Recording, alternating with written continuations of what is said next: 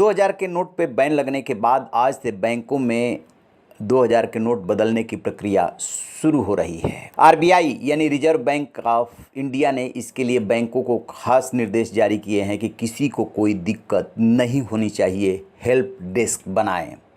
दो सवाल है कि 2000 का नोट कैसे बदलें और खाते में जमा करना है तो कितना जमा कर सकते हैं।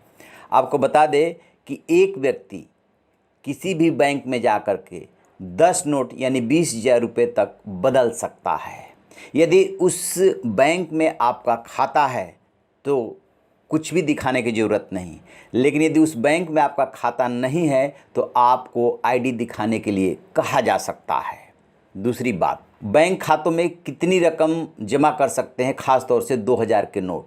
तो आप अपने अकाउंट में जितनी चाहे मर्जी उतनी जमा कर सकते हैं। बस यदि 2 लाख से रकम अधिक है तो फिर बैंक जो है पैन कार्ड मांग सकता है, जो प्रक्रिया पहले से ही चली आ रही है। बैंक में जाने के बाद ये नोट कैसे बदले जाएंगे, तो इसके लिए कई बैंकों ने, लगभग सारे बैंकों ने विशेष व्यवस्था की है। काउंटर पर आपको जाना है, आपको बताना है कि नोट बदलने के लिए आए हैं। एक छोटा सा फॉर्म भरने के लिए कहा जा सकता है। यदि अकाउंट वहाँ पर है तो कोई दिक्कत नहीं होनी है, अकाउंट नहीं है तो वही फॉर्म भरना होगा और आप 10 नोट बदल लेंगे, कोई दिक्कत आने वाली नहीं है। दरअसल आईडी दिखाने या फॉर्म भरने की व्यवस्था इसलिए की गई है ताकि ये पता चल सके कि कौन जो है नोट बदल रहा है।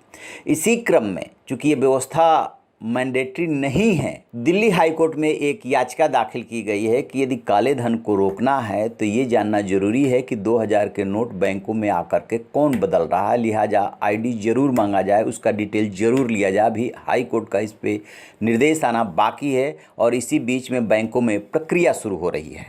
यह भी स्पष्ट कर दें कि 2000 के नोट बदलने के लिए बैंक कोई भी चार्ज नहीं वसूलेंगे। यदि कोई बैंक नोट बदलने से मना करता है तो फिर आप इसकी शिकायत कर सकते हैं। शिकायत के लिए फोरम बने हुए हैं। पहली शिकायत आप बैंक में ही करेंगे और वहाँ पर यदि 30 दिनों के अंदर उसका निस्तारण नहीं होता है या बैंक जवाब नहीं देता है तो आरबीआई की एकीकृत लोकपाल योजना के तहत उसके पोर्टल पर जाकर के शिकायत दर्ज करा सकते हैं। हम आपको बता दें कि जो नोट बदले जा रहे हैं उनका मार्केट में जो प्रचलन में मुद्रा है वो कुल 10.8% है। 31 मार्च 2018 तक 6.73 लाख करोड़ रुपए मूल्य के 2000 के नोट प्रचलन में थे, लेकिन बाद में ये प्रतिशत घटा है और अब जो है सिर्फ 10.8 रह गया है। इसलिए बैंकों में न तो अफरा तफरी होने वाली है और न ही किसी को